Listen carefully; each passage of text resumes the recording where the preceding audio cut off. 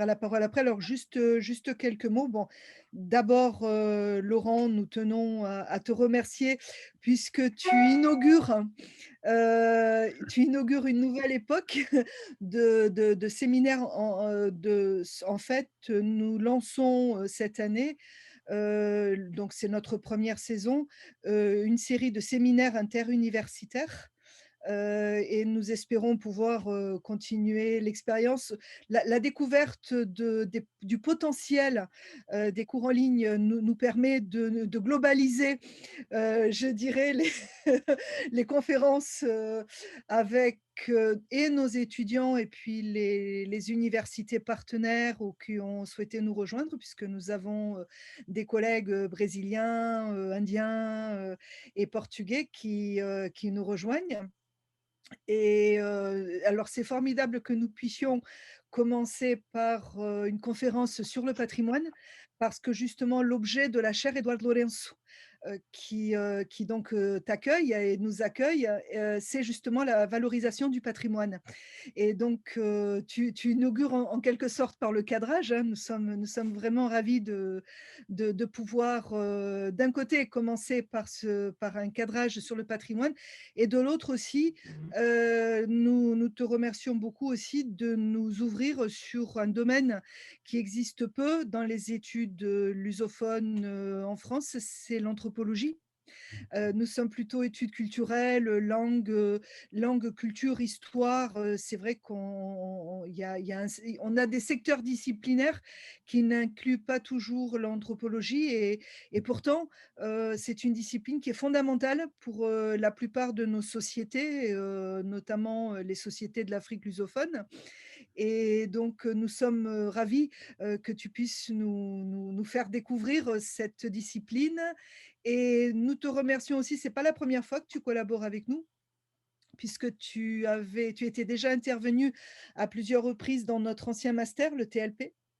Avec à chaque fois une ouverture sur les intérêts des étudiants qui avaient vraiment été extrêmement appréciés et nous ne pouvons que souhaiter que tu reviennes, et avec une collaboration que tu puisses ensuite, orienter aussi vers, le monde lusophone puisque c'est vraiment un secteur, prioritaire pour nos étudiants et nous souhaitons la bienvenue à tes étudiants aussi.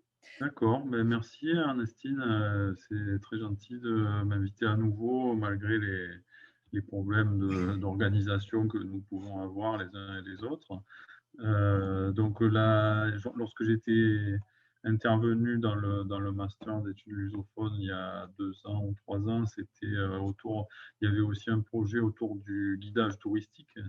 Donc ça, c'est quelque chose qui peut faire le lien aussi entre ce que vous faites et ce que nous faisons en anthropologie, puisque l'anthropologie du patrimoine est en grande partie une anthropologie aujourd'hui qui concerne le développement des territoires. Et donc, on parle beaucoup de valorisation du patrimoine et de sorte que cette notion de patrimoine est beaucoup employée par les acteurs des mondes touristiques. Et je crois qu'il y avait aussi cet intérêt pour le tourisme de votre côté. Ceci étant, bon, j'avais prévu de faire alors, je pense que je peux partager mon écran. Je montrerai dans quelques instants euh, en fait, j'ai prévu deux parties et puis peut-être une troisième. D'abord, quelque chose d'assez général sur l'histoire du patrimoine et sa notion, parce que je crois que c'est là que j'étais un peu attendu la dernière fois aussi, d'avoir des repères généraux sur à la fois l'histoire du patrimoine et puis la manière dont l'anthropologie a commencé à rentrer dans le débat interdisciplinaire autour de cette notion. Donc, c'est pour ça que j'ai souhaité intituler cette conférence du Louvre à l'UNESCO, puisque je partirai de la période révolutionnaire en France, au moment où le Louvre euh, est ouvert au public, parce qu'il y a toute une relation entre le patrimoine et puis la manière finalement de penser le lien social et de penser les États-nations modernes. Donc ça, c'est un débat qui a une base française, et qui n'est pas franco-français ou qui n'est pas ethnocentré non plus, mais historiquement, c'est un débat qui a une base française. Donc, je voulais récapituler un petit peu cette histoire du patrimoine et puis son ouverture progressive, son extension progressive à des domaines qui ne concernent plus uniquement aujourd'hui les historiens de l'art, les historiens de l'architecture ou les historiens des musées, mais qui commencent à intéresser de plus en plus d'autres disciplines. Donc les géographes s'en sont saisis, les études culturelles aussi, dans d'une certaine manière, mais l'anthropologie et la sociologie encore plus. Donc je souhaitais retracer dans le temps long cette extension du patrimoine et la transformation de la notion pour aussi poser un certain nombre de choses qui expliquent aujourd'hui comment on s'intéresse à cette notion. Et puis là, en deuxième lieu, je voulais parler des spécificités du regard anthropologique sur le patrimoine et de un peu l'impulsion que cette discipline a eue à partir du tout début du XXIe siècle avec l'émergence, enfin, l'émergence, en même temps, c'est consécutif à une décision politique, mais c'est la ratification de la Convention de l'UNESCO sur la sauvegarde du patrimoine culturel immatériel. Donc, en deuxième lieu, je voudrais insister sur ce que cette notion d'immatérialité fait au patrimoine, et c'est là que sans doute on aura peut-être encore plus de relations à nouer, dans le sens où le patrimoine culturel immatériel est un patrimoine qui est appuyé sur la participation des communautés. Et donc, lorsqu'on s'intéresse aux études culturelles et lorsqu'on s'intéresse aussi à des phénomènes postcoloniaux, on ne peut pas passer sous silence cette notion de patrimoine dans sa version unesquienne, dans sa version de patrimoine culturel immatériel. Donc, c'était un peu le deuxième point que je voulais aborder.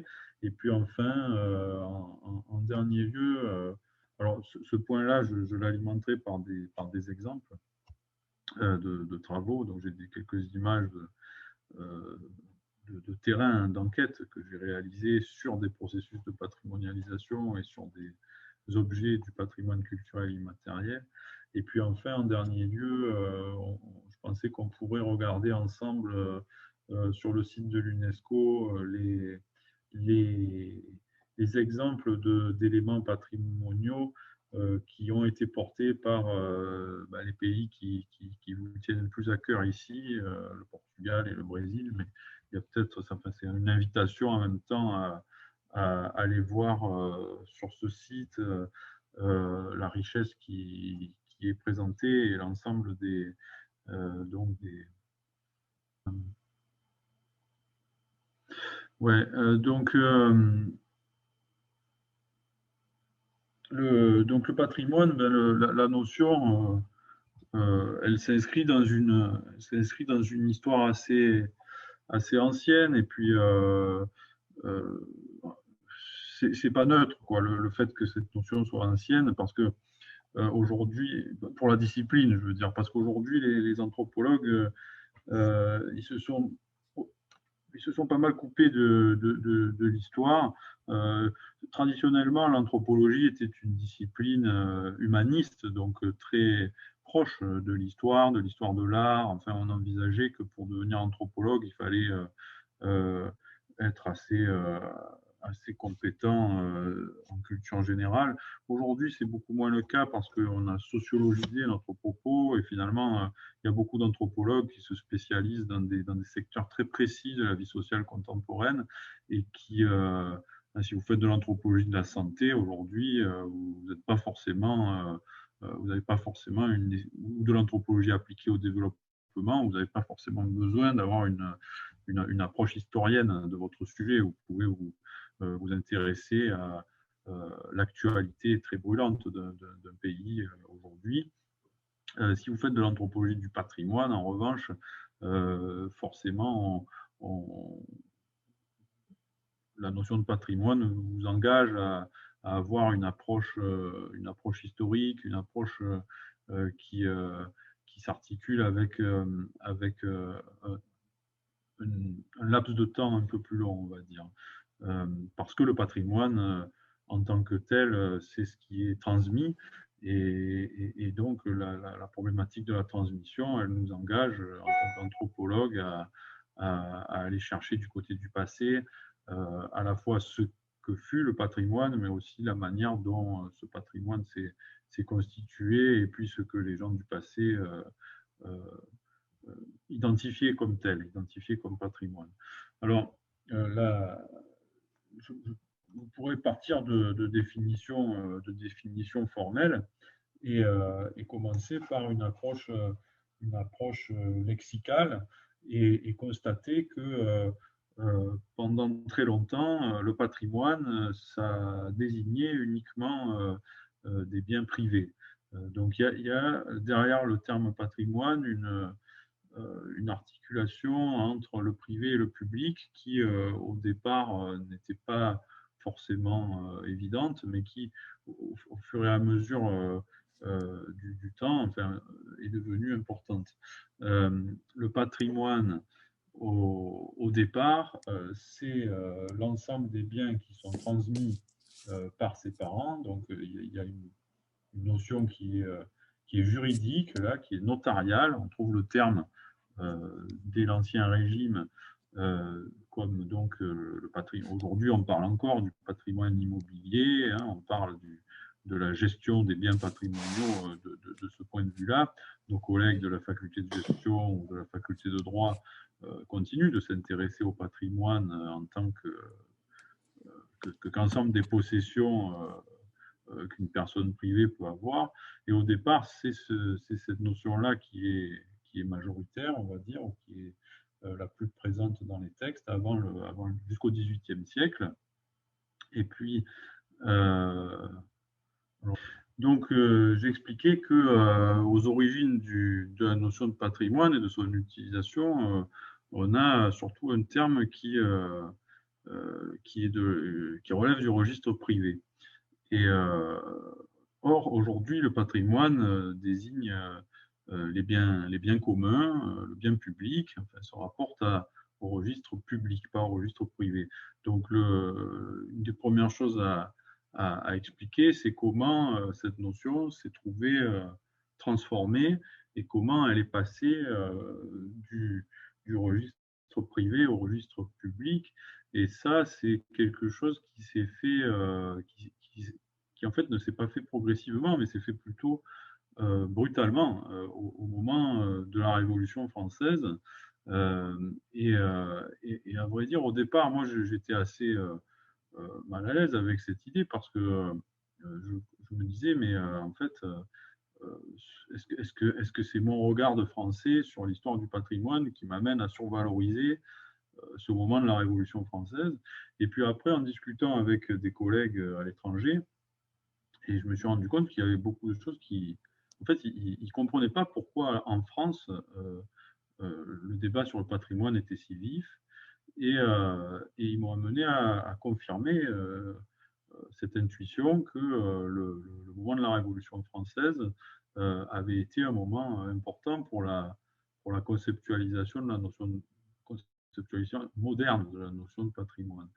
Et pas seulement pour l'histoire de la notion en France, mais ça a eu des répercussions plus générales, puisque la France s'est posée comme exemple en fait, de gestion des biens publics en tant que république moderne, en tant qu'État-nation moderne, et l'ensemble des pays européens a suivi pour l'essentiel cette conception française du bien public et du patrimoine, sauf peut-être le monde anglo-saxon qui continue d'être un petit peu en marge, ou continue de penser un peu différemment la notion de patrimoine, notamment en n'ayant pas ratifié la convention de l'UNESCO de 2003 sur le patrimoine culturel immatériel.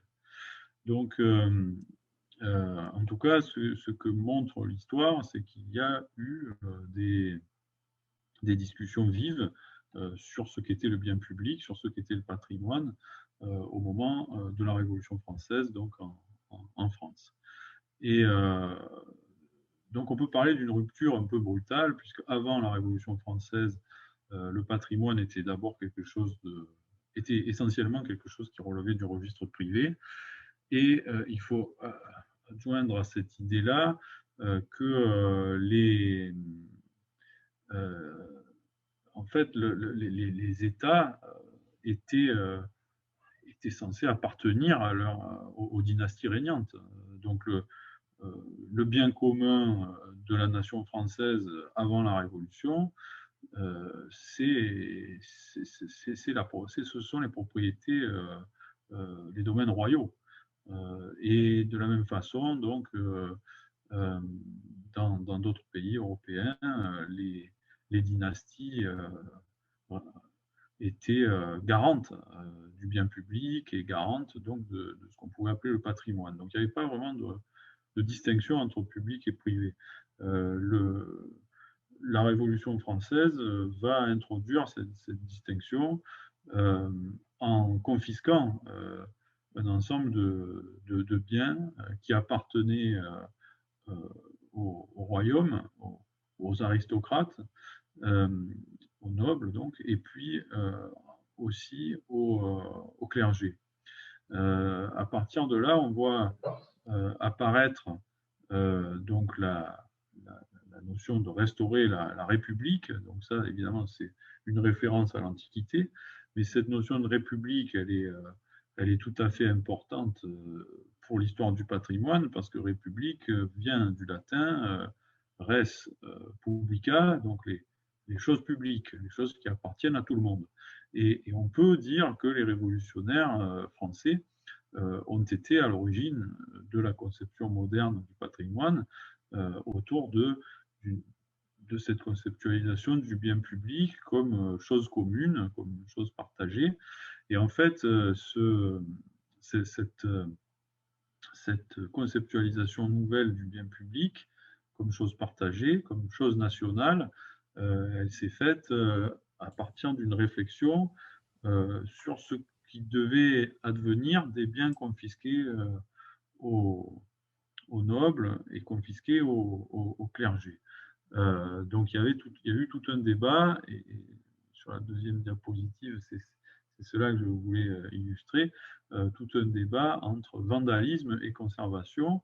Au tout début de la période révolutionnaire en 1789-1790, beaucoup de biens appartenant aux, aux aristocrates sont pillés ou sont démontés. Il y a des châteaux qui sont démontés pierre à pierre, on remploie ces pierres. De la même façon pour des monastères, des lieux qui appartenaient aux congrégations. Les congrégations sont dissoutes et les aristocrates sont expulsés, ou bien ils émigrent d'eux-mêmes, ou bien ils sont arrêtés, et on récupère leurs biens. Alors, dans cette situation donc, de troubles politiques, les nouveaux pouvoirs publics en place prennent un petit moment pour s'organiser, mais commencent à s'inquiéter du fait que ce sont des personnes privées qui sont accusées de prévarication, donc des personnes privées qui récupèrent, donc des citoyens, hein, qui récupèrent les biens du clergé et les biens de la noblesse. Et il va y avoir un mouvement politique visant à arrêter ce vandalisme. C'est l'abbé Grégoire, à ce moment-là, qui crée ce mot vandalisme.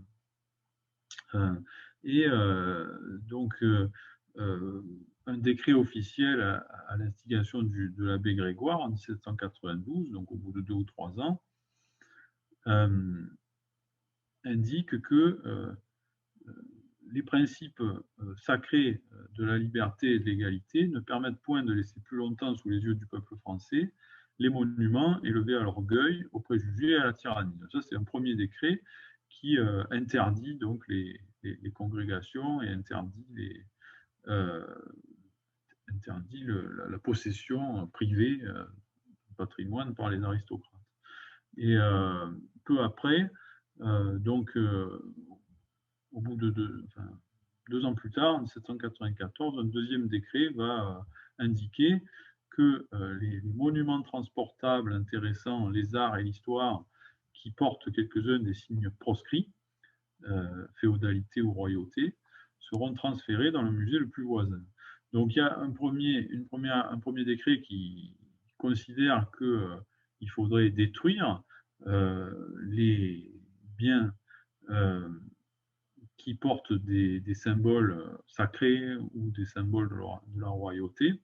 Ce sont hein, les monuments élevés à l'orgueil, aux préjugés et à la tyrannie. Donc on condamne le système catholique qui était dominant pendant l'Ancien Régime et le système de l'aristocratie et le système de l'Ancien Régime tout entier.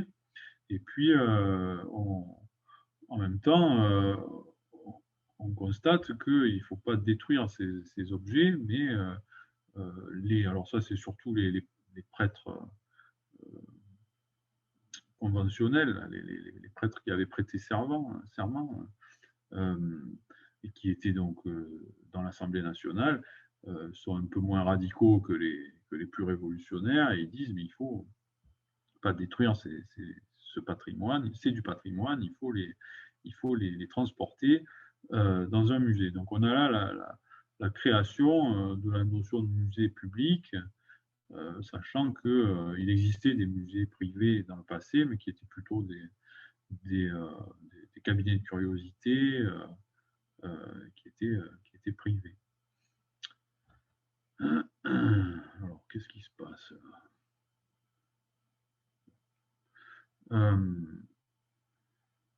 donc, mené par l'abbé Grégoire, un ensemble de députés modérés considèrent que plutôt que de détruire les monuments qui relèvent de la religion ou qui relèvent de la royauté, il faut se les réapproprier. Donc il y a cette idée de la réappropriation par le peuple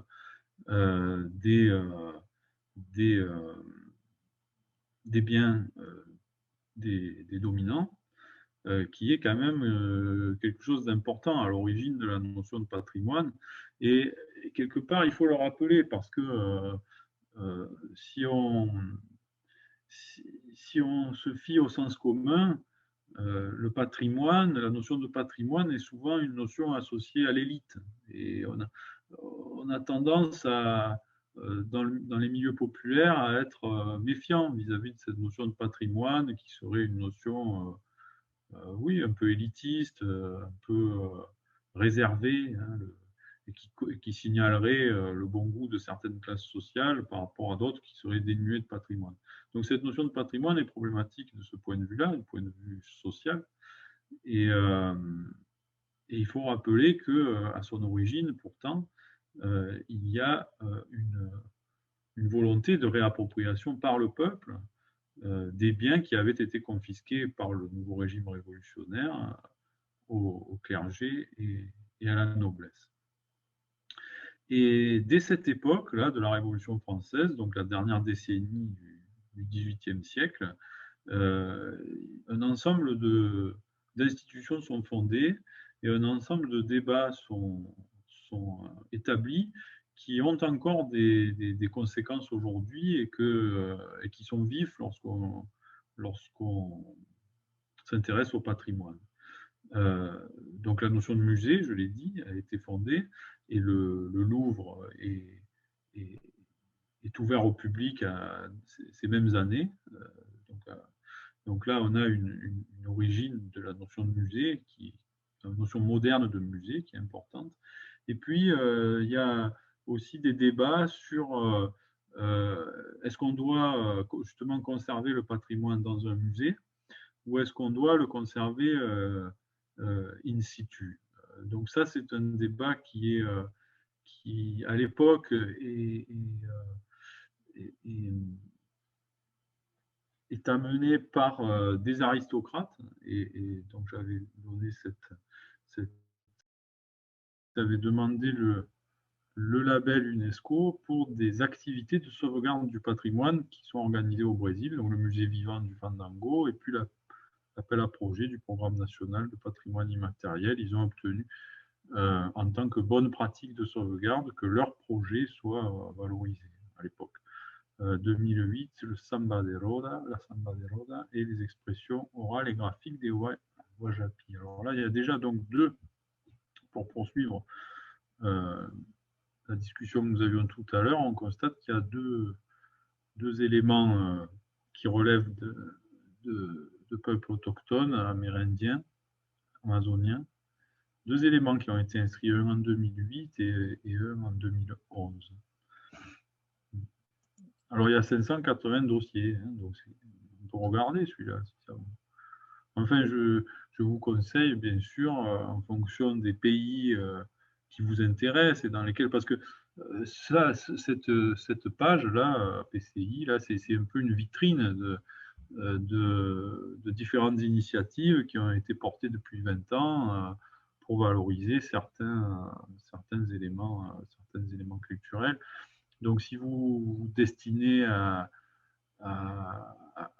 participer à des actions de développement, si vous vous destinez à travailler sur le plan culturel de manière générale dans un pays donné, aujourd'hui, ça vaut quand même bien le coup d'aller regarder ces files, ces dossiers, puisque là, sur la page précédente, vous avez vu la liste, mais quand j'ai cliqué sur le titre, on se retrouve sur une page qui est donc consacrée à ce rituel. Et pour chacune de ces pages, on a un petit film là d'une dizaine de minutes, des photos. Donc là, je suppose que c'est la hutte dans laquelle est pratiqué ce rite. Puis là, on voit aussi différents éléments, différentes photos. La construction de la hutte fait partie sans doute du rite aussi. Des liens vers des concepts. Là, vous voyez ma flèche aussi. Donc sur la gauche, des liens vers des concepts qui renvoient à d'autres rituels, à d'autres éléments mythologiques, musicaux, etc. Ça forme comme une base de données, quoi. C'est 580 fiches. L'UNESCO indique aussi que certains dossiers correspondent à des objectifs de développement durable, ici, correspondent à des domaines précis de la Convention. Les domaines de la Convention sont les 5 domaines du PCI que je vous ai indiqué tout à l'heure. Facteurs de menace. Et puis, on a le formulaire de candidature aussi. Ben là, en plus, ça permet de faire aussi un travail peut-être de traductologie, puisqu'on a un formulaire en portugais et en anglais et un autre en français. Donc là, ces formulaires, ce sont des formulaires qui font une dizaine de pages en général, hein, dans lesquels donc 580 éléments multipliés par 10 pages, ça fait 6000 pages, hein, en gros. Une base de données qui est quand même importante au sujet de tous ces éléments qui ont été patrimonialisés. Et il y a peu de travaux là-dessus, hein. Je veux dire, là, typiquement, ce serait intéressant de faire un travail précis sur la dizaine de candidatures brésiliennes, hein, celles qu'on a vues là. Je reviens à la page précédente, non, sur quelqu'un qui pourrait faire un travail de comparaison et d'analyse de cette dizaine de candidatures et mettre ça en rapport avec la politique actuelle du Brésil en matière de patrimoine, et avoir un point de vue un peu critique par rapport à la question qu'avait posée Ernestine. Là, ça, c'est un sujet qui peut alimenter un master et même peut-être une thèse. Là, et, et pour chaque pays, on a donc des exemples de ce type. Alors moi, le pays que moi, c'est un exemple français que je voulais développer. Mais ça, c'est pour vous inviter donc sur ce site, vous inviter à le visiter. Bon, vous ne pourrez pas lire les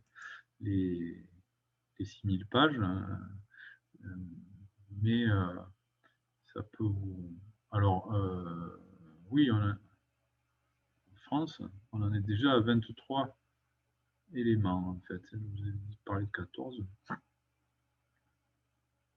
On compte 23 éléments correspondant à 26 pays parce qu'en fait, il y a des candidatures. Parmi les 500 éléments, 580 éléments, il y a des candidatures nationales, donc portées par un seul pays, et puis des candidatures qu'on appelle multinationales, qui sont portées par plusieurs pays, comme cette année. On a eu 3 candidatures multinationales et une candidature nationale au registre des bonnes pratiques et une autre internationale au registre des bonnes pratiques.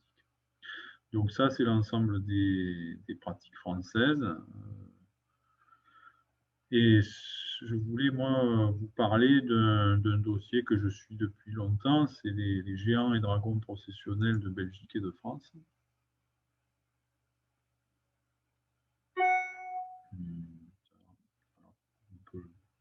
Voilà, donc, alors celle-là, vous constaterez qu'il n'y a pas de dossier de nomination. Alors pourquoi euh, parce que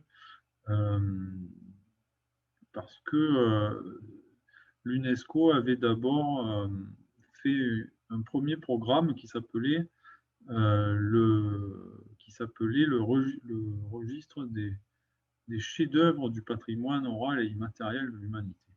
Et puis, cette notion de chef-d'œuvre, elle a été abolie, elle a été controversée parce qu'on a dit qu'il n'y a pas de raison qu'il y ait des hiérarchies entre des chefs-d'œuvre et puis d'autres qui seraient d'autres formes de patrimoine qui seraient moins exceptionnelles, etc. Donc, en fait, au début, il y avait une centaine de chefs-d'œuvre, et ces chefs-d'œuvre, ça a été fait ça en 99, en 2001, en 2003 pour celui-là, et puis en 2008, tous les chefs-d'œuvre de la première liste ont été versés automatiquement sur la liste représentative. Et du coup, on n'a pas le dossier de nomination de ces éléments. Moi, je l'ai, mais parce que j'avais participé à l'expertise. Donc, il s'agit de processions traditionnelles, d'immenses effigies de géants, animaux ou dragons, dans un ensemble de manifestations festives et de représentations rituelles qui sont des manifestations urbaines en France et en Belgique, des effigies qui ont un sens de lien avec l'identité de la ville, des géants et des dragons qui mesurent jusqu'à 9 mètres de haut, pèsent jusqu'à 350 kg, sont portés par des porteurs qui représentent des héros mythiques, des animaux, des métiers, des figures locales, et qui animent donc une fois par an des fêtes populaires dont ils sont les acteurs. Donc voilà le cadre. Et là, on a l'exemple des géants de Douai. Donc, il y a deux parents et puis 3 enfants qui sont des enfants, des géants relativement plus petits, mais quand même plus grands que les personnes, que les humains qui viennent faire la fête autour d'eux. Et ces géants sont en osier et puis ils sont portés donc par des porteurs qui se cachent sous leurs habits, sous leurs jupes. Donc on a ce groupe-là de géants et dragons qui a été patrimonialisé proclamé en 2005, inscrit en 2008 sur la liste représentative du patrimoine culturel immatériel, comme on le voit ici. Donc moi, j'ai été en fait, moi j'avais fait ma thèse sur les fêtes, sur la patrimonialisation des fêtes locales, mais avant l'arrivée de la convention. Et puis la convention, ça a été un effet un peu bénéfique pour mes travaux, puisque moi j'étais à l'époque préoccupé d'ethnologie régionale, d'ethnologie locale, et puis j'ai constaté que les sujets locaux et régionaux pouvaient aussi avoir une incidence internationale. Donc ces géants et dragons processionnels, ils ont été proclamés et inscrits à l'UNESCO, et à partir de là, ils ont un peu changé. Alors, je sors de cet écran-là, vous aurez l'opportunité d'y retourner si vous le souhaitez pour regarder vos propres, ce que vous voulez. Et je voudrais vous montrer maintenant quelques diapos que j'ai, qui datent déjà d'une dizaine d'années, hein, qui sont anciennes, mais en fait, c'est parce qu'il y a des éléments significatifs euh, qui, qui, sont, euh, qui sont présents sur ces images. Alors, c'est un peu long pour partager le diaporama, mais ça a l'air de fonctionner. Voilà. Et là, donc bon, c'était le site où nous étions. Hein,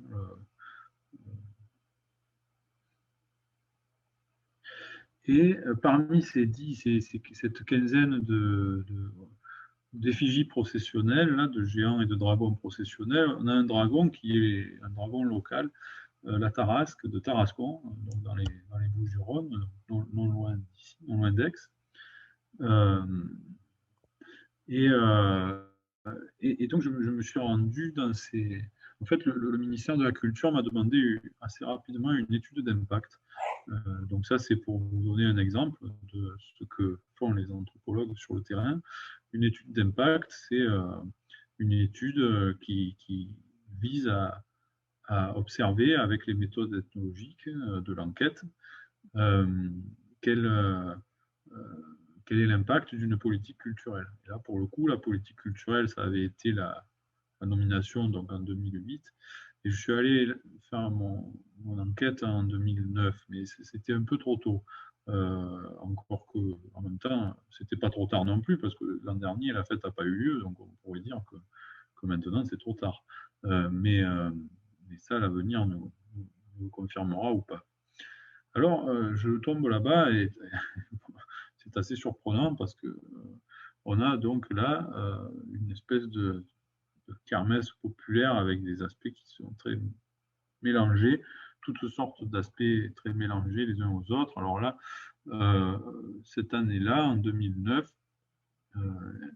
eh bien, la Tarasque que vous voyez au milieu, là, avec ses gardiens, ses Tarascaires et ses porteurs, elle est mise en scène dans une ambiance militaire qui en fait est liée d'abord au fait que Tarascon a été longtemps une ville de conscription. Pour ceux qui sont de ma génération ou au-delà, ils savent que les jeunes hommes français allaient faire leurs 3 jours, donc leur conscription à Tarascon, jusque dans les années 2000. Donc il y a un patrimoine militaire et des casernes.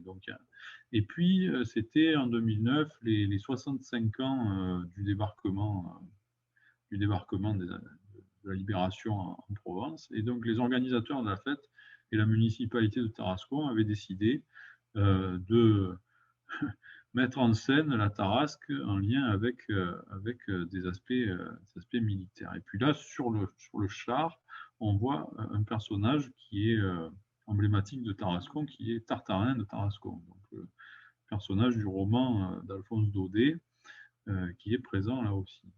Donc ça, c'est mon arrivée dans cette fête, elle se fait donc un jour de débarquement militaire, et vous imaginez que là, donc la Tarasque, le monstre processionnel, il débarque, c'est le Rhône que nous voyons là, le fleuve Rhône, elle débarque cette Tarasque, et elle est hissée le long des berges du Rhône par des gens qu'on appelle des Tarascaires, donc qui sont des porteurs de la Tarasque en langue provençale.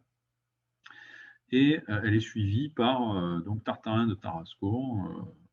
En tout cas, c'était un personnage habillé en Tartarin de Tarascon, et toute une suite de GIs de la Deuxième Guerre mondiale. Et la procession donc de la Tarasque va se faire cette année-là en lien avec cette commémoration de l'armistice. Et donc, ça peut paraître très surprenant, mais enfin, j'ai sélectionné ces images parce qu'elles montrent le syncrétisme qu'il peut y avoir entre différents types d'animation. Donc, quelque chose qui est plus de... C'est la Tarasque qui a été labellisé comme patrimoine, mais l'ensemble des acteurs en profitent avec un côté très composite, très kitsch, de différentes époques qui sont mêlées. Donc, les références au médiéval côtoient la référence à la Seconde Guerre mondiale. Donc, ça, c'est un premier aspect. C'est montrer que, même si, que le label, il n'est pas tellement prescriptif parce que sur place, les gens font avec les moyens du bord, et puis une fête, c'est fait de la coexistence de plein d'aspects très diversifiés. Donc, c'est pas réductible à uniquement l'effigie processionnelle, le monstre. Un autre aspect qui a été observé à l'époque, c'est à partir du moment où la Tarasque a été patrimonialisée en 2005, la municipalité a créé un local en centre-ville d'exposition. Donc là, ça c'est une image qui indique que cette Tarasque a été patrimonialisée, mais aussi elle a été mise en vitrine. Donc c'est le modèle du musée qui s'exprime là, avec du fait que l'UNESCO a accepté la Tarasque comme patrimoine, les acteurs du patrimoine local ont décidé de la mettre en musée. Et ça, j'ai constaté dans mes travaux que c'était contraire à la valeur traditionnelle de la Tarasque, parce que la Tarasque, normalement, traditionnellement, elle est cachée. Elle est cachée parce qu'elle est dangereuse, et elle sort pendant les fêtes, et ça, Louis Dumont le montre bien dans les années 30, qui a étudié cette fête.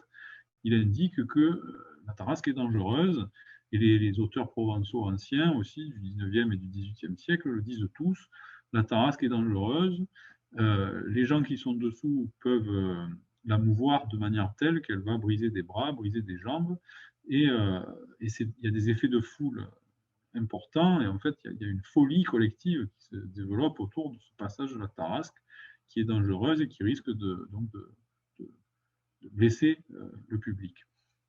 Or là, ce qui se passe, c'est une transformation du sens de cet animal ou de ce monstre qui n'est plus caché, mais qui est montré, et qui du coup, d'une certaine manière, est apprivoisé derrière sa vitrine, là, bien sagement, avec des explications, et puis même un petit logo de l'UNESCO ici qui permet de se représenter l'importance culturelle de cet élément. Donc on passe d'un élément du folklore traditionnel qui est indompté et dangereux à un symbole mondialisé qui est beaucoup plus calme et apprivoisé. On l'a aussi statufié. Alors ça, c'est une commande publique de la mairie de Tarascon en 2006 ou 2007 à un sculpteur. Et donc, on fait une statue, et puis après, on m'a expliqué qu'ils avaient mis aussi du revêtement anti-tag parce que les gens venaient et puis la taguaient. Alors, donc, il y a toute une actualité, vous voyez, de la remise à jour du symbole qui existait donc dans le paysage culturel local, mais qui prend une toute autre ampleur, puisque là, pour le coup, la Tarasque est monumentalisée, elle devient statue, de sorte que les acteurs locaux, en fait, plaquent sur le patrimoine culturel immatériel des représentations qu'ils ont du patrimoine en général, et qui sont des représentations qui relèvent du patrimoine classique. Donc, vis-à-vis de ce que je racontais au début de la conférence, ce sont les logiques du patrimoine monumental et des monuments historiques qui reviennent sur scène. Après, il y a le côté vente de colifichets et l'industrie touristique de petits objets dérivés.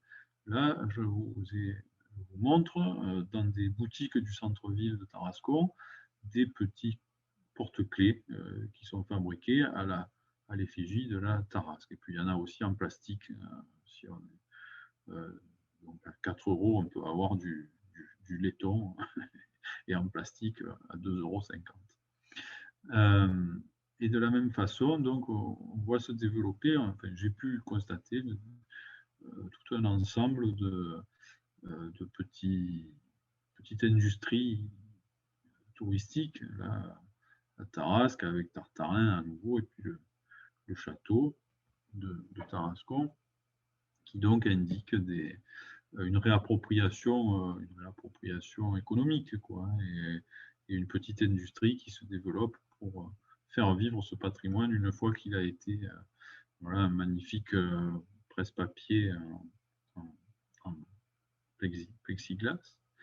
Donc différents objets comme ça euh, qui sont vendus dans les magasins et qui témoignent d'une réappropriation commerciale du motif de la Tarasque après sa patrimonialisation. Donc ça, c'est pour vous indiquer un petit peu comment on peut travailler sur les effets, en fait, les effets de la patrimonialisation.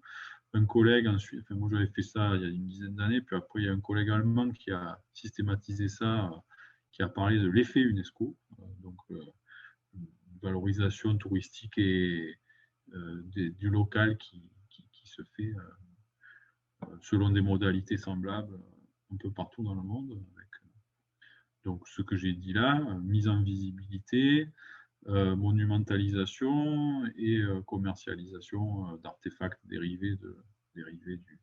Donc quelque chose de très matériel finalement. Ça c'est un autre exemple d'art populaire lié pour illustrer cette Tarasque.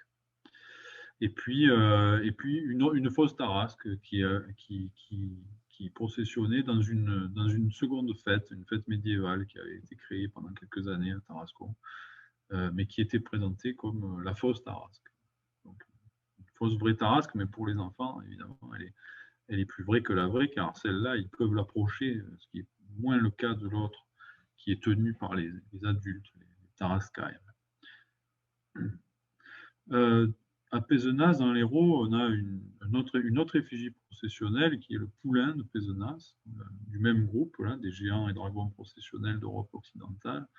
Et je voulais vous indiquer cet exemple parce qu'il témoigne d'une appropriation très différente, de modes de faire très différents que ceux que j'avais observés à Tarascon. Donc l'enquête à Pézenas m'avait.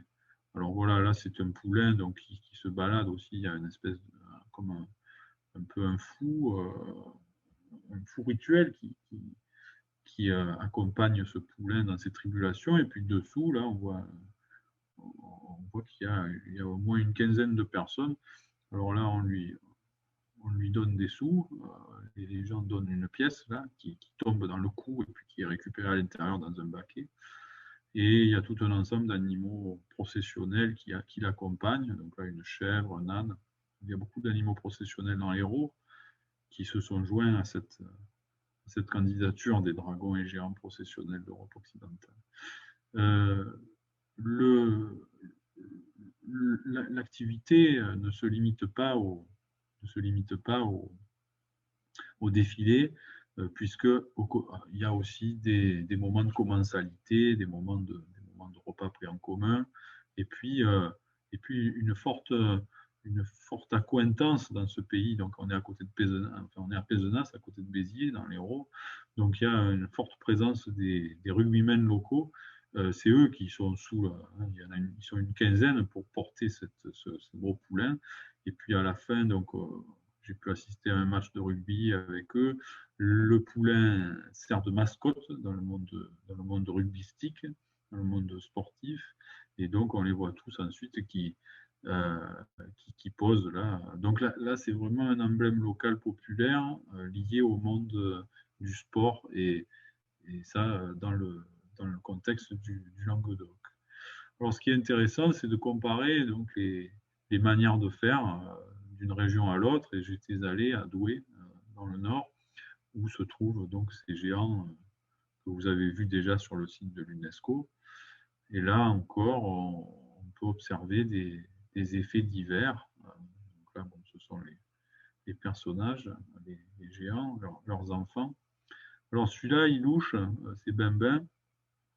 Il louche, et puis il y a une croyance locale. Donc ce sont des figures qui apparaissent dans les fêtes depuis le XIVe siècle, hein, donc c'est très ancien.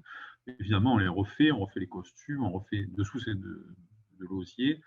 Alors ce Bembin qui louche, il y a une très vieille coutume qui consiste à lui amener les petits-enfants, ils doivent le toucher pour lutter contre les risques de strabisme. Donc on a une croyance qui relève de la religion populaire et qui est qui vient de notre siècle, mais qui est néanmoins intégrée dans ces fêtes populaires du nord de la France. Donc là, on est en plein schnorr, là, hein, dans le nord, euh, dans le département du Nord. Euh, bon, les fanfares accompagnent les géants et donnent une touche musicale là, populaire à l'ensemble.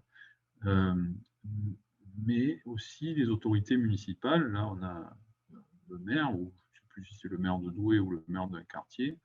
Donc, principalement, on a cette tournée qui est aussi une tournée de quête. Là, on voit un porteur de géants, enfin un membre du groupe des porteurs de géants qui a un petit tronc pour récolter de l'argent. Donc là, ça s'inscrit dans une sociabilité traditionnelle. Et puis, ce qui m'avait intéressé, c'est qu'il y a il y avait toute une mise en scène d'art contemporain, ce qu'on appelle les arts de la rue, ou le nouveau cirque, qui était très présent. Et donc là, j'avais fait quelques images aussi de ce défilé circassien qui finalement démontre que la tradition et la modernité sont étroitement imbriquées dans ces sortes de fêtes. Et là, on a une créativité, on a une façon finalement de réaliser des défilés qui n'est pas du tout limitée au côté traditionnel et au côté transmis, mais malgré tout, c'est ce côté créatif qui intéresse aussi l'UNESCO, et le fait qu'on ne soit pas dans de l'identité identitaire, hein, pour le dire, enfin, puisqu'on a beaucoup de réticences aujourd'hui et de crainte vis-à-vis d'une récupération politique des identités locales par le populisme et l'extrême droite. Donc, si vous voulez, à la limite, l'inventivité, la créativité de ces défilés et la présence des artistes est aussi un gage d'ouverture, et puis de ne pas être seulement refermé sur soi. Donc on a des échassiers, on a toute une folie carnavalesque un peu qui se développe en marge de ces fêtes de géants. Encore voilà un groupe qui figurait des nuages, là aussi, c'est sur le thème de l'air, je pense, ce défilé. Donc ça c'est et les confettis. Donc pour vous indiquer que la fête patrimoniale ne s'arrête pas aux figures, exclusivement aux figures du patrimoine qui a été officiellement labellisé par l'UNESCO. C'est aussi un prétexte à une socialité qui se répand dans la ville à l'occasion de ces fêtes. Et ça va jusqu'à la fête foraine. Là. Donc là, pour le coup, on est dans un autre type de fête, mais les fêtes de géants de Douai sont inséparables de cette fête foraine et sont liées à ces formes festives qui sont beaucoup plus commerciales et beaucoup plus liées à la culture de masse. On est plus dans la culture de masse que dans la culture populaire, mais là aussi, puisque le catch est une pratique très populaire dans le nord de la France, et comme c'est aussi le moment du 14 juillet, ces fêtes des géants, c'est aussi l'occasion d'organiser des combats qui sont populaires. Et on trouve aussi ici des produits dérivés comme ces bonbons appelés les géantines. Donc je voulais vous montrer ça. Bon, après, je n'ai pas le temps de rentrer trop peut-être dans le détail. Je vais allumer mon bureau.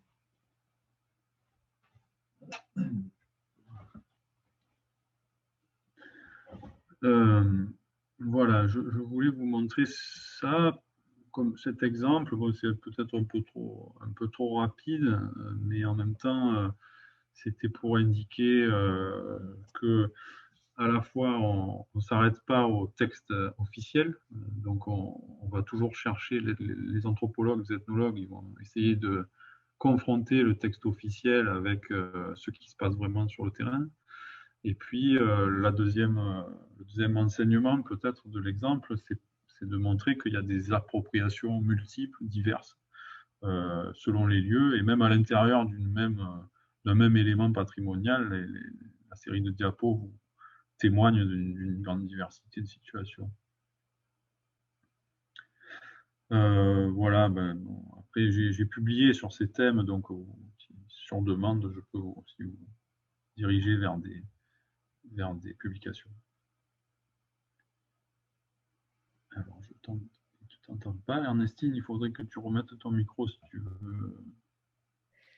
Oui, je dis merci beaucoup parce que c'est assez illustratif de ce que tu nous as dit tout à l'heure, c'est-à-dire de cette volonté aujourd'hui de visibilité d'un patrimoine. Alors, ce que tu montres est intéressant parce que du côté de la Tarasque, on a quand même l'impression que ça appartient au passé et que c'est carrément, je veux dire, quelque chose qui est un peu stéréotypé, enfin, de la manière dont c'est présenté, alors que sur certaines, les dernières que tu as présentées dans le Nord, on a quand même l'impression qu'il y a une adhésion du public.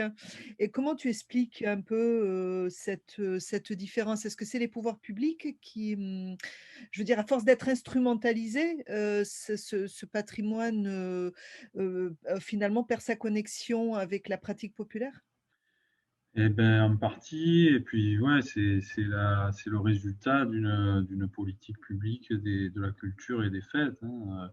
Euh, ah, et puis d'une ambiance générale de la région aussi, hein, parce que bon, Tarascon, à l'époque où j'ai pris ces clichés et puis où j'ai fait les enquêtes, a été une ville qui a eu beaucoup de problèmes sociaux et politiques, et puis donc le Front National est arrivé pratiquement pas en tête aux élections, mais enfin, ça a été tout comme, quoi, parce que ils sont pas arrivés en tête, mais la nouvelle équipe savait qu'il y avait 45% de votants Front National, donc il y a très peu de politique d'intégration sociale, et puis c'est un centre-ville un peu sinistré comme ceux de Fréjus ou de Saint-Gilles dans le Gard, je sais pas, en fait, il y a euh, beaucoup d'immigrés, d'enfants d'immigrés dans le centre-ville, et il y a quelque chose qui est raté de l'ordre de la politique sociale, quoi, de l'ordre de la politique ce qu'on appelle le vivre ensemble aujourd'hui. Tandis que Pézenas, par le biais de l'animation populaire du rugby, il y a quelque chose. Le populaire est beaucoup mieux compris, quoi, et il arrive beaucoup mieux à aller, à aller toucher le peuple. Et à Douai, je pense qu'il y a quelque chose de cet ordre-là aussi. Donc les contextes pèsent énormément sur les modalités de réception et d'usage de ces labels. Après, nous, bon, moi, il ne s'agit pas il s'agit pas de condamner, hein, une situation ou une autre, et ce serait regrettable au contraire, il faut essayer de. Moi, je travaille à Tarascon, j'ai travaillé avec les conservateurs du patrimoine. On leur dit, et il est très conscient, là, le fonctionnaire qui s'occupe du patrimoine à Tarascon, il est très conscient des difficultés, des préjugés que les gens ont vis-à-vis des autres, et de ce qu'il faudrait changer. Donc tout ça, c'est vrai que ça c'est pas indépendant du contexte politique et du contexte économique aussi, parce qu'à Douai, c'est c'est une ville, bon, ce patrimoine des géants, ça apparaît comme une grande force dans une région qui est peu touristique par ailleurs. À Tarascon,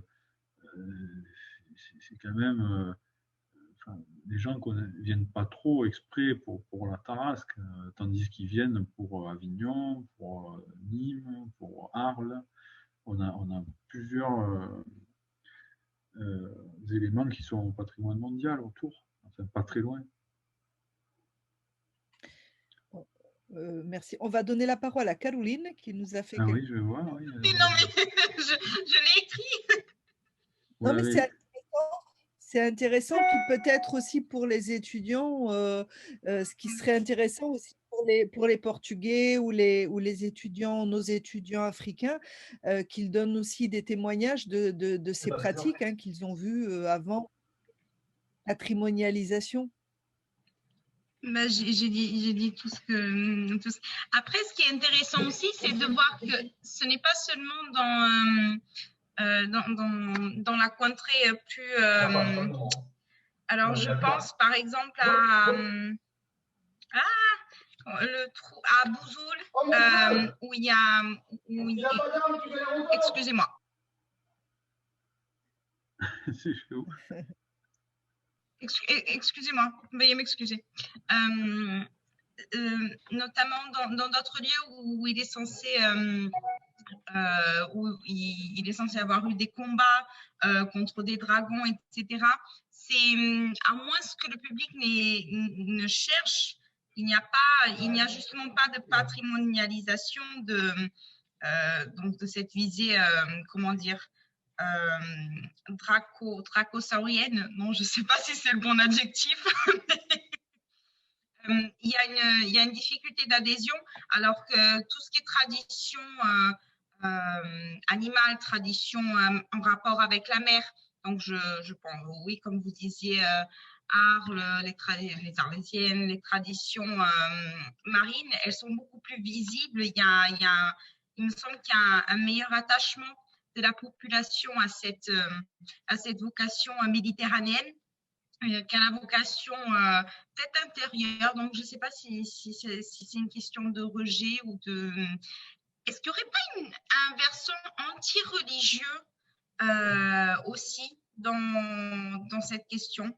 Parce que le fait qu'il y ait une association à des dragons, c'est souvent une incarnation du mal, donc il y a quand même un côté religieux derrière. Donc, est-ce que c'est pas cette sorte de relâchement qui vient depuis la deuxième moitié du XXe siècle, une sorte de moindre rapport des gens à la religion qui fait que ces traditions sont un petit peu délaissées et on n'obtient que leur côté commercialisant, disons, au profit de leur vraie histoire.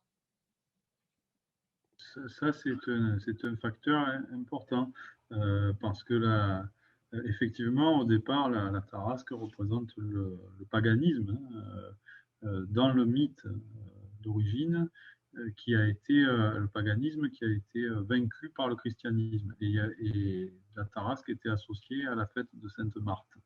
Donc il y avait une relation directe avec le christianisme. C'est pour ça que le dragon était méchant au départ. Et puis, ça, au cours de la deuxième moitié du XXe siècle, cette croyance s'est perdue. Et moi, j'avais constaté que la patrimonialisation, elle arrivait trop tard parce qu'effectivement, les gens, ils considèrent le dragon comme une figure de dessin animé, pas comme une figure religieuse. Et du coup, entre ceux qui ne considèrent plus le dragon comme une figure religieuse, et donc pour eux, c'est pas sérieux parce que ils croient plus à leur mythe. Et puis ceux qui sont plus jeunes, mais qui considèrent le dragon comme une figure de dessin animé, eux, ils n'y croient pas non plus. C'est pas très sérieux pour eux non plus. Et du coup, vous avez raison, la figure du dragon, elle tombe un peu elle est victime de ça. C'est un référent qui peine à être pris au sérieux aujourd'hui. Est-ce qu'il y a des mesures de didactique scolaire? Par exemple, j'ai une amie qui a fait une licence et un master d'occitan et elle se battait justement pour pour la mise en valeur à l'école primaire du patrimoine occitan. Donc après, elle est partie à Carcassonne. Donc, elle essayait son projet était justement de mettre en valeur le patrimoine occitan à l'école primaire et d'initier les tout petits à ce patrimoine. Donc, comment est-ce qu'on pourrait, est-ce qu'il y a des politiques déjà de défense dans les différentes régions de la France? Est-ce que ça va être vu comme trop nationaliste? Quel est le débat en ce moment vis-à-vis de ce patrimoine et de ces questions? Il y a, en fait, en France, pour le cas français, le système patrimonial national, il est assez restreint, puisque c'est ce département du pilotage de la recherche qui tient tout au niveau parisien, mais ils sont 3 personnes là-dedans, ou 4 personnes. Et donc, ils comptent beaucoup sur les relais qu'ils ont bon, un petit peu dans les DRAC, mais il y en a de moins en moins dans les directions régionales des affaires culturelles, et puis un peu à l'université et parmi les membres des associations intéressées par le patrimoine. Donc, on est un réseau qui est un peu mis à contribution pour ça. Et depuis 5 ans, on organise des formations. Il y en a 4 en France. Il y en a une chaque année, il y en a une qui a lieu à Carcassonne, justement. Donc, vous pourrez dire à votre ami d'y participer. Il y en a une qui a lieu en Bretagne, une qui a lieu au Pays Basque, à Pau. Et puis, il y en a une que nous organisons à Aix et en lien avec le musée de Salagon à Man, à côté de Fort-Calquier. Et donc chaque année, nous proposons une semaine intensive pour des étudiants de toutes disciplines, ou pour des acteurs associatifs, ou pour des gens qui sont dans l'éducation populaire, ou des enseignants comme ceux auxquels vous faisiez allusion, là, des enseignants du primaire ou du secondaire. Et nous faisons ça à cette échelle-là, donc de la formation au patrimoine culturel immatériel et à sa transmission. Et puis le ministère avait tenté d'organiser quelque chose avec le centre de la fonction publique territoriale pour former des agents des offices du tourisme. Et en fait, ça ne s'était pas fait parce qu'il n'y avait pas eu assez de... le ministère proposait ça, mais il fallait que chaque office du tourisme paie le voyage et la formation à ses agents. Il n'y avait pas eu assez d'inscrits. Ils voulaient qu'il y ait plus de 50 personnes et ça ne s'était pas fait. Il y a des efforts qui sont faits, mais en fait, il y a un peu un décalage entre je veux dire, c'est un label qui est connu, le patrimoine immatériel. Aujourd'hui, on en parle dans la presse régulièrement. C'est connu, mais il n'y a pas beaucoup de moyens qui sont investis là-dedans parce que l'État enfin, il y a beaucoup d'autres priorités aussi dans l'agenda public. Et donc, hélas, on n'est pas. Mais enfin, oui, vous devriez vous rapprocher si vous voulez vous former au patrimoine culturel immatériel. On organise des sessions chaque année. Juste une petite question pour prendre le relais de Caroline. Est-ce que tu crois que la suppression sur 2 années de suite de ces événements qui étaient déjà fragiles, hein, euh, en termes de symbolique, est-ce que tu crois qu'il va y avoir un impact sur, je dirais, la suite, la mise en scène, on va dire, de ces événements? Oui, là, moi je suis resté plusieurs mois un peu interdit en fait parce que c'était enfin, j'avais du mal à le penser, hein, vraiment, de mars à octobre. J'ai anticipé ça, mais j'avais du mal à le penser, à l'approcher scientifiquement, quoi, cette situation. Et à partir d'octobre, j'ai repris contact avec des gens, j'ai fait des enquêtes par téléphone principalement, mais pour essayer d'envisager ça. Et on a plusieurs séminaires en cours. Je suis intervenu au congrès des anthropologues appliqués en Italie. On a des hypothèses, mais on a du mal à envisager ce que ça va faire, quoi. Enfin, il y a des rites de substitution, il y a parfois, quand c'est possible, il y a un repli vers la clandestinité aussi, avec des choses qui ne sont pas dites mais qui se font. Il y a des suppressions qui laissent des vides et qui donc supposent une prise en charge aussi d'ordre psychosocial, quoi, des personnes qui se retrouvent sans rite. Il y a beaucoup de nouveaux sujets là qui émergent. Et je participerai encore au mois de juin à un séminaire aussi sur ces questions, sur ce que le Covid fait au rite. On est dans cette interrogation-là actuellement. Après, moi, immédiatement, moi, c'est des dossiers que je regarde depuis longtemps maintenant. Et immédiatement, comme j'ai une expertise générale sur le patrimoine culturel immatériel, j'ai réinvesti mon travail sur des savoir-faire qui sont moins en danger. Donc, on a travaillé l'an dernier sur les savoir-faire de l'ocre dans le Vaucluse. Il faudra en parler à Pauline d'ailleurs, parce qu'elle est par là-bas, je crois. Et, Hollande. non, elle est de. Elle est partie en Hollande cette année. Ah bon, d'accord. Ah ben je l'ignorais. Non, mais elle est originaire de Apt ou vers là-bas. Et puis, mais elle est physiquement en Hollande ou. Ouais, parce qu'il y a beaucoup de mobilité virtuelle aussi. Et cette année, je m'occupe de la taille des oliviers, des savoir-faire liés à la taille des oliviers, comme patrimoine immatériel.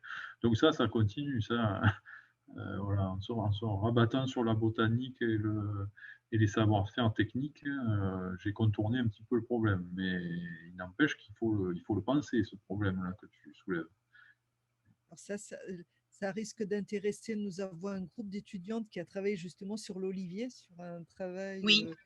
autour du patrimoine de l'olivier. Donc, il y a Denise et Caroline et Marina. Oui. Donc ça peut les intéresser. Si tu fais un travail de terrain, ça peut les intéresser. Oui, Et il Effectivement. faudrait, et ça c'est une bonne chose de prendre contact, parce qu'il y a deux choses. Moi, je fais un travail de terrain sur la taille, plutôt localisé, plutôt dans les Alpilles, donc mais dans la vallée des Baux.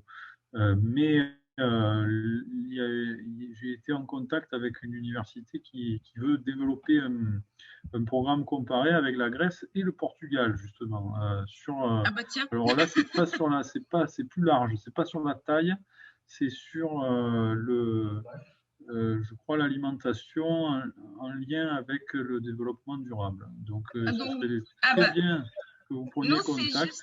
nous, c'est justement c'est la proposition de réutilisation des noyaux d'olivier, donc une approche durable des sous-produits de la réalisation de l'huile d'olive. Alors ça, il faudrait Il y a quand même un rapport. qu'on le partage. Il faudrait qu'on entre en discussion et qu'on puisse se mettre en relation avec ces gens-là qui ont obtenu un financement européen pour travailler là-dessus cette année. Et puis, dans 2 ans, ils vont faire une exposition à Salagon, justement, et peut-être que vous pourriez participer aux travaux qui anticipent cette valorisation. Ouais, ouais, ouais. c'est tout à fait intéressant. Et bah, écoutez, le contact est pris, hein, Voilà, c'est bien. ouais. Ça me semble chouette, vraiment. Tout à Tout à fait fait, bien tombé. un travail en articulation entre recherche et application, ça c'est très bien. Et autre chose, j'en profite juste pour te poser une question parce qu'ils sont timides, hein, on a un groupe d'étudiants qui va sans doute, eux, travailler sur leur région d'origine, donc sur la Guinée, Casamance, etc. Et ce que tu dis sur la patrimonialisation des rites et des pratiques est intéressant parce que je pense que eux, c'est le contraire, hein. C'est-à-dire qu'ils ont en fait des rites qui ont une forte valeur symbolique, hein, et religieuse.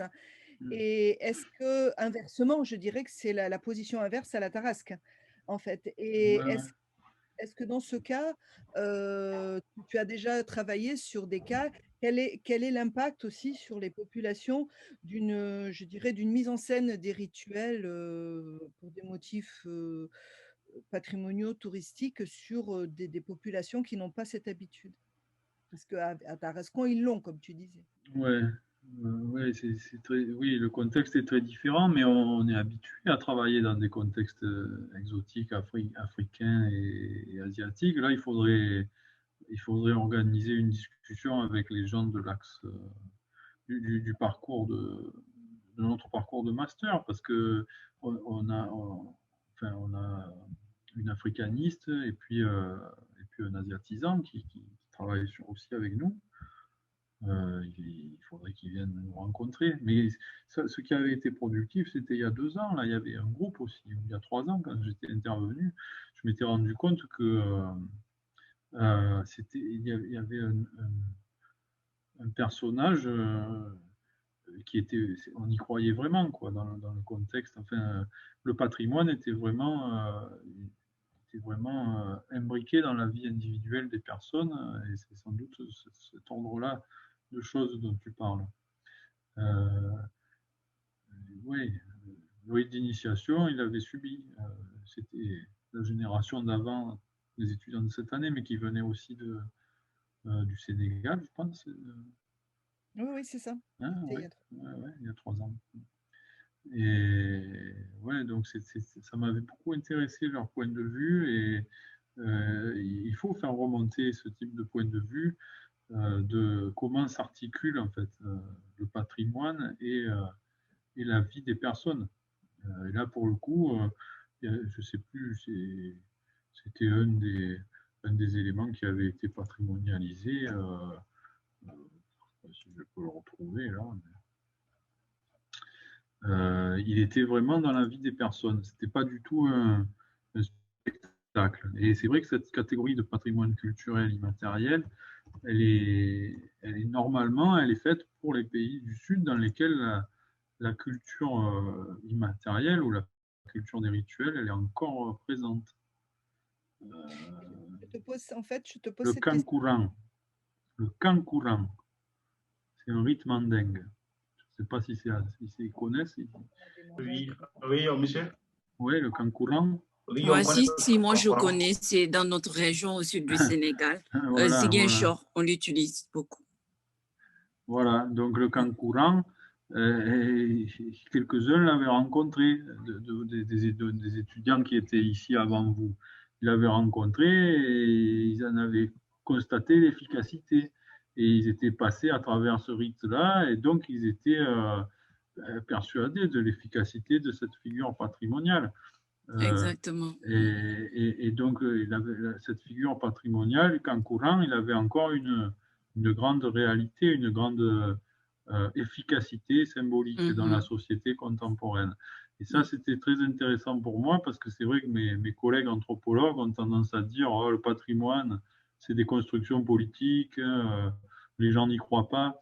Mais en fait, la difficulté, elle est là, c'est que les gens du Nord, les gens des pays du Nord n'y croient pas. Et pourtant, ils ont plus de facilité à monter les dossiers parce que c'est des dossiers écrits, c'est des dossiers, il faut faire il y a un certain nombre de normes, etc. Et les gens des pays du Sud, ils ont ce patrimoine en eux parce que si vous avez vécu le Kankuran quand vous avez 12 ans, vous y croyez, quoi. Et en revanche, après, pour valoriser ça, c'est un peu, c'est pas, ça se développe pas sur le même plan, quoi. Donc ça aussi, c'est très, très intéressant.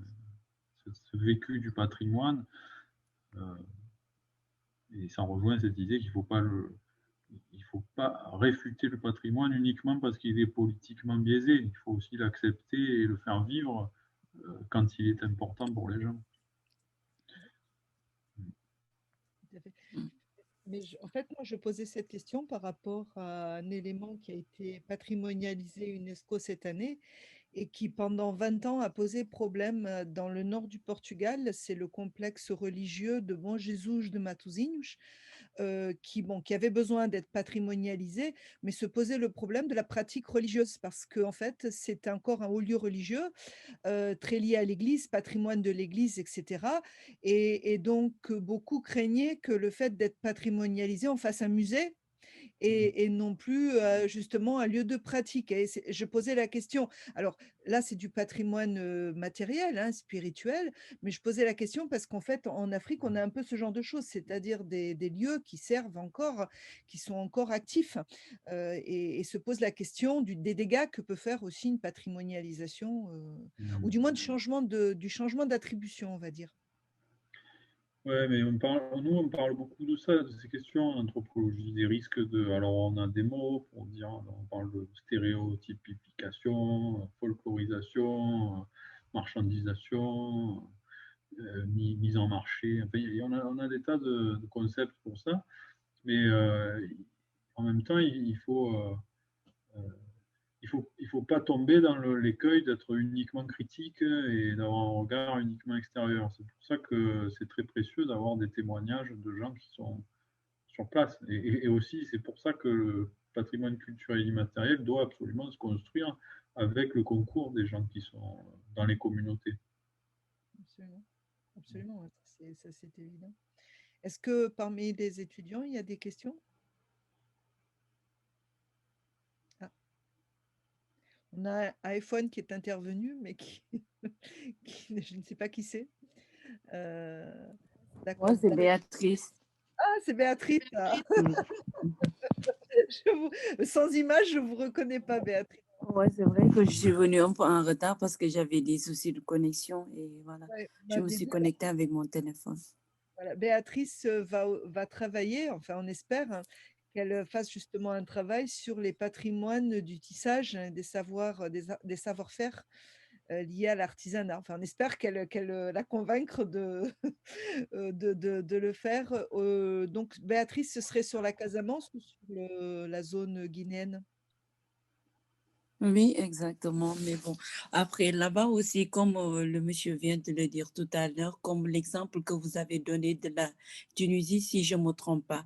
Par exemple, chez nous, euh, l'épargne signifie beaucoup de choses. Par exemple, il y a des tisserands. euh, L'épargne, en fait, s'il y a un bébé qui est né, il y a un pagne spécifique qu'on doit couvrir le bébé avec. S'il y a une personne qui est décédée aussi, il y a une pagne spécifique qu'on doit enterrer la personne avec. Donc, c'est des choses qui sont vraiment culturelles. Et le tissage aussi, c'est pas donné à n'importe qui. Par exemple, chez nous, genre, c'est comme une ethnie spécifique qui doit tisser. Et cela vient aussi, par exemple, de ses arrière-parents. C'est comme un héritage de père en fils, de père en fils. C'est comme ça que ça se passe chez nous. Donc, il y a vraiment l'aspect culturel. Et je pense que c'est un patrimoine vraiment immatériel qu'on peut vraiment, voilà, essayer de montrer aux autres personnes. Et je trouve que c'est quelque chose vraiment d'intéressant et tout. Merci pour ce commentaire parce que je suis toujours ravi de voir que vous êtes à la fois force de proposition et puis que finalement il n'y a pas d'a priori négatif vis-à-vis de ces questions de patrimoine. J'avais pris beaucoup de précautions au début de la conférence en disant, parce que c'est vrai qu'en Europe, il y a ce clivage avec le patrimoine de l'élite, quoi, hein, qui contamine un peu tout ce que nous essayons de faire autour du patrimoine populaire. Et c'est aussi pour ça que j'ai voulu rappeler les origines démocratiques et révolutionnaires de la notion. Merci. Encore une autre intervention peut-être? Une dernière? Non, pas de questions? Si, j'aurais une question. C'est par rapport... Excusez-moi. Dans mon cas, lorsqu'on est étudiant et qu'on repère, par exemple, qu'il y aurait peut-être une classification à faire là où on ne se doute pas. Et que même le peuple qui qui vit dedans. Donc là, je vais parler bien sûr dans le cas du centre rural du Portugal, qui a mille et une traditions, mais la population ne se rend peut-être pas compte de la richesse du patrimoine qu'ils détiennent. Et avec la disparition de cette population, qui est bien entendu vieillissante, elle va disparaître. Donc, s'il n'y a pas de travail de patrimonialisation de la part de ces nouvelles générations, ce patrimoine est voué à la disparition. Donc, quels sont comment, peut-être quel procédé phare, avec quel procédé pourrait-on illuminer certains patrimoines, par exemple, certains rituels je sais pas, de guérir une maladie ou de superstition, des choses qui déjà vouées à l'oralité. Comment est-ce qu'en général on les patrimonialise et comment est-ce qu'on fait comprendre aux locaux que leur savoir est culture? Comment donner à voir la richesse d'une immatérialité? Je suis désolée pour la complexité de la question. Non, c'est une très bonne question. On peut y répondre de deux manières. Soit je peux y répondre de façon plus technique. Et ça, c'est vrai que ça ouvre le problème du rôle du chercheur comme médiateur. Donc moi, je conçois qu'en tant qu'ethnologue, quand je vais sur le terrain, je suis aussi en prise avec les populations locales. Donc je fais de la médiation. Ça veut dire que je parle d'égal à égal avec eux et que je leur explique ce qu'est le patrimoine. Donc il y a une part comme ça de la discussion qui est nouée comme ça autour de ça, tout en finalement en faisant des enquêtes. Donc techniquement, la meilleure chose pour leur faire prendre conscience de leur spécificité, c'est de déployer les méthodes de l'enquête. Vous pouvez filmer, vous pouvez prendre des notes, vous pouvez interviewer des gens en leur demandant ce qu'ils pensent de ce qu'ils font. Et ainsi, vous rentrez dans une logique qui est elle-même une logique d'ethnologue. Ça, c'est la réponse technique. Après, il y a un niveau, je peux vous répondre à un autre niveau, c'est en termes épistémologiques. Soit vous êtes partisane de la neutralité axiologique, comme Weber, donc vous pensez que vous devez absolument être extérieur et avoir un point de vue objectif sur les choses, et là vous condamnez à ne pas faire grand-chose avec les gens, soit au contraire, vous essayez d'avoir une approche plus impliquée et participative. Je veux dire par là que vous considérez comme faisant partie de votre objet d'observation. Et à ce moment-là, vous pouvez avoir une approche plus constructive de votre objet. Ouais. Merci. Merci. Pas d'autres interventions? Bon, Laurent, nous... Oui.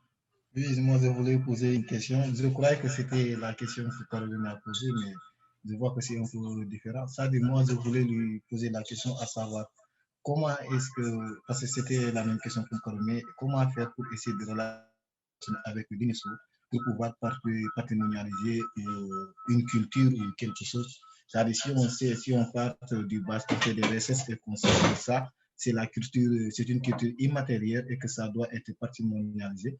Et comment jouer, quelles sont les démarches à suivre pour pouvoir faire de telle sorte que ce patrimoine soit considéré comme un patrimoine mondial vis-à-vis de l'UNESCO? C'est-à-dire les démarches à suivre. Les démarches à suivre, c'est pour un cas africain là aussi? Oui, je voulais parler ainsi après avoir identifié une culture immatérielle qui n'a pas été patrimonialisée mondialement par l'UNESCO. Alors, supposons un intellectuel ou bien quelqu'un qui fait des recherches concernant cela, et quelles sont les démarches qu'il pourrait entretenir pour pouvoir... Eh bien là, il y a une première étape qui est de vous rapprocher des institutions nationales qui gèrent le patrimoine dans ce pays Et puis après, s'il y a il y a aussi un réseau, mais on a vu tout à l'heure que bon, les instances nationales ne sont pas forcément d'accord avec ce qui se passe dans leur propre région. Donc il y a aussi à un niveau international, il y a un réseau des facilitateurs de l'UNESCO. Il y a quelqu'un qui est en charge qu'on avait rencontré, que j'avais vu à Aix une fois, Ludovic Kibora. Je ne sais pas si c'est toujours lui qui s'occupe de ça, mais pour toute l'Afrique de l'Ouest, il formait justement des gens dans les communautés pour accompagner les projets patrimoniaux. Donc il y a des centres régionaux et je pense que pour l'Afrique de l'Ouest, je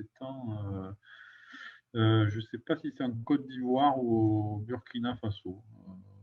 Mais il y a un centre régional et il y avait ce collègue-là qui s'occupait de ça. On peut essayer de reprendre contact. Est-ce que les universités locales, par exemple, ou en Afrique ou ailleurs, vous sollicitent, hein, parfois sur des projets de demande de patrimonialisation où visiblement ils ont besoin d'un appui international pour convaincre les autorités locales? Moi, je suis un peu prisonnier de la logique d'Aix-Marseille Université. On est un peu trop fort en fait, les anthropologues ici, parce que du coup, on est segmenté par aire culturelle. Et moi, les africanistes, je les vois pas tellement. Ils sont tous à l'IMAF, mais toi aussi d'ailleurs. Euh, donc, et sinon, les asiatisants à l'Irasia, et du coup, c'est cette parcellisation des savoirs. Moi, elle ne m'est pas favorable parce que chaque année, j'ai des étudiants qui demandent à faire des thèses avec moi qui viennent de divers pays du monde autour de questions patrimoniales qui sont des questions internationales, comme on l'a vu depuis tout à l'heure. Et en fait, je suis obligé de les refuser parce que enfin, pas les refuser, je les renvoie vers alors là, je l'ai renvoyé vers Fabio Vitti ou vers Nino Ciarcia, des gens qui s'occupent du patrimoine, mais au sein des études africaines. Et si tu veux, je suis un peu prisonnier de ça, ce qui n'était pas le cas dans l'université où j'enseignais avant, puisque j'étais sociologue et tout le monde venait vers moi indépendamment de son aire culturelle d'appartenance. Donc ça me bloque un peu ici. Ça.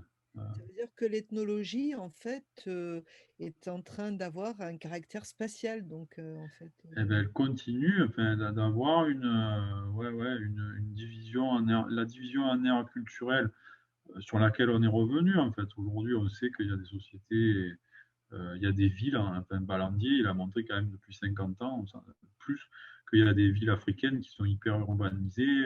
Si tu vas à Lagos, ça dépend, ça ressemble peut-être plus à Tokyo qu'un bled au fond de la Casamance où enfin, il y a le rural et l'urbain quand même.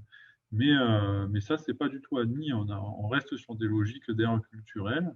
Et pour des problématiques émergentes comme celle du patrimoine, c'est un peu regrettable, quoi, parce qu'on n'arrive pas à travailler comme on devrait. Moi, je rêve de pouvoir animer un centre d'études sur le patrimoine qui peut-être permettrait des jonctions avec d'autres disciplines plutôt que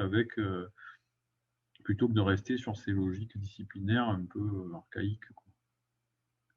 J'expliquais justement, si tu me permets, à nos étudiants que l'une des différences actuellement de la recherche française avec la recherche lusophone et anglo-saxonne, c'est la grande interdisciplinarité.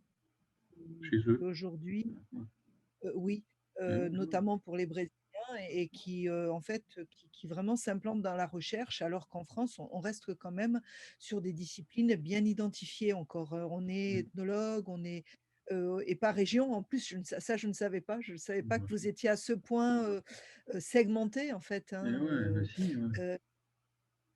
Mais c'est très caractéristique, en fait, de la recherche française par rapport au monde anglo-saxon et lusophone. Ben oui, mais si toi, du point de vue des études culturelles, tu le vois très bien. Ça. Moi, j'ai des copains aussi hein, qui sont en études culturelles. Et on discute, mais après, on ne peut pas vraiment s'aider au niveau technique dans les universités où on est. C'est assez curieux, hein, mais c'est vrai que Les passerelles sont difficiles. Ouais. En tout cas, bon, au nom de tout le monde, hein, on te remercie de nos étudiants, de l'ensemble des étudiants et des collègues qui étaient là, qui assistaient. Ouais. On tient à te remercier et bon, et j'espère que ce sera la première d'une longue lignée de séances de collaboration. Alors nous, on est tout à fait pour l'interdisciplinarité et tu es absolument le bienvenu, hein, à nos séances. Alors, on a beaucoup de conférences et de séminaires en français, en portugais. Mais ceux qui sont en français, vous êtes évidemment avec vos étudiants, votre collaboration est tout à fait pour nous intéressante. Donc, et vice-versa, je pense que ce serait bien aussi que nous soyons informés de vos travaux, de vos rencontres, parce que ça peut intéresser aussi nos étudiants. Ben là, oui, je pense qu'il faut rester en contact, au moins pour le patrimoine oléicole, là, et puis peut-être pour l'Afrique aussi. On- on- N'hésitez pas à prendre contact les uns et les autres. Déjà c'est vrai que pour l'Olivier, ça pourrait être quelque chose d'intéressant, hein, de voir une démarche collective interdisciplinaire méditerranéenne, on va dire, hein, autour d'un objet patrimonial. Parce que c'est vrai que pour l'Olivier est vraiment hautement patrimonial dans toutes ses pratiques. Un grand merci. Eh bien, merci à tous pour votre écoute. Et puis, en espérant que ça vous donne envie de poursuivre un peu dans ce champ de questions patrimoniales. C'était une introduction minimale, mais après, vous avez comme ça quelques directions qui vous permettent d'approfondir aussi. Et puis, n'hésitez pas à prendre contact. Un grand merci. Ils vont de toute façon faire un rapport de notre séance, hein, donc on verra justement qu'est-ce qui pour eux a été important dans ce qui s'est dit, comment, qu'est-ce qu'ils ont compris et en fait et qu'est-ce qu'ils ont retenu finalement de de ta présentation en fait de l'anthropologie par rapport à l'analyse du terrain. Ça marche. Merci. Et je publie un ouvrage là chez Armand Collin, Anthropologie de la modernité, donc Bah, c'est pas sur le patrimoine, mais pour des gens qui sont extérieurs à la discipline et qui veulent comprendre un peu comment ça fonctionne et quelles sont les thématiques. Donc ça sera le mois prochain dans la collection U chez Armand Collin. Alors, tu pourrais peut-être nous envoyer. Je vous enverrai le flyer. On pourrait le diffuser sur le site de la chaire parce que ça peut intéresser un public lusophone plus vaste. Ouais, je sais pas, j'anticipe pas encore les réactions que mes collègues auront vis-à-vis de ce que j'ai commis, parce que c'est toujours difficile d'être entendu chez soi. Mais bon espoir que ailleurs, parmi les études culturelles, ça puisse être intéressant pour les étudiants au moins. Bon. On le divulgue déjà, hein, c'est important. Voilà. C'est important. Ok, bon, ben, nous attendons alors l'ouvrage. Hein. Ça marche. Ben, à la prochaine. Mes étudiants, eux, je leur écrirai, on débriefera. On a notre cours mercredi, donc je dis pour Amina, pour ceux qui restent, et Raphaël, et puis les autres. Merci encore. À bientôt. Merci. Merci beaucoup. Merci beaucoup.